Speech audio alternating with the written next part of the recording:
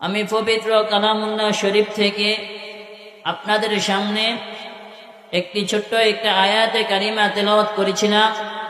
উক্ত আয়াতে কারিমার মধ্যে মহান রব্বে করিম আমাদেরকে জানিয়ে দেন, ইয়া আইয়ুহাল্লাযীনা আমানু, হে ঈমানদারগণ, হে মুমিনগণ, ইত্তাকুল্লাহ, তোমরা আল্লাহ তাআলাকে ভয় করো। কাকে ভয় করার কথা বলেছে? মহান রবকে ভয় করার কথা বলেছে। হাক্কা তুকাতিহি, শুধু ভয় করলে হবে না, মহান রব আমাদেরকে আরো ভালোভাবে জানিয়ে দেন তোমরা ভয় করার মতো ভয় করো। ওয়ালা তামুতুন্না ইল্লা ওয়া আনতুম মুসলিমুন, এবং মুসলমান না হয়ে তোমরা মৃত্যুবরণ করিও না। সুবহানাল্লাহ।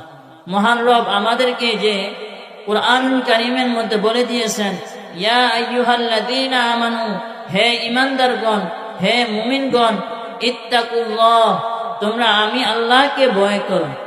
কাকে ভয় করার কথা বলেছে? মহান রব্বুল আলামিনকে ভয় করার কথা বলেছে।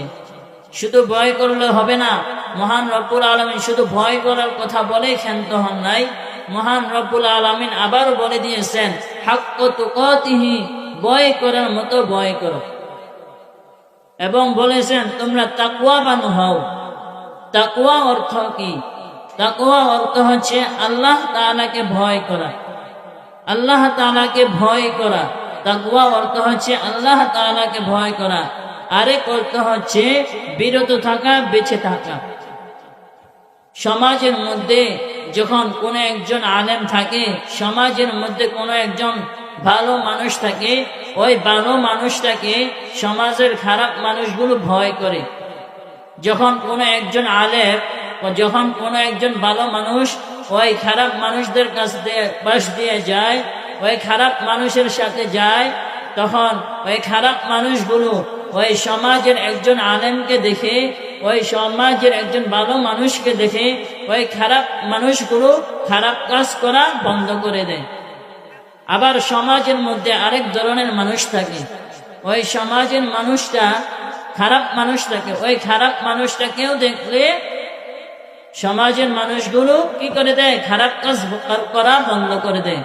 ঠিক তেমনি ভাবে মহান রব আমাদেরকে বারবার বলেছেন, হে ঈমানদারগণ, হে মানুষগণ, তোমরা আমাকে ভয় করো।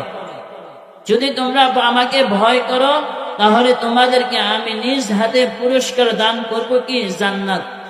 সুবহানাল্লাহ বলেন। মহান রব্বুল আলামিন কুরআনুল কারীমের মধ্যে আরেক আয়াতের মধ্যে বলে দিয়েছেন, ওয়ালিমান খাফা মাকামা রাব্বিহি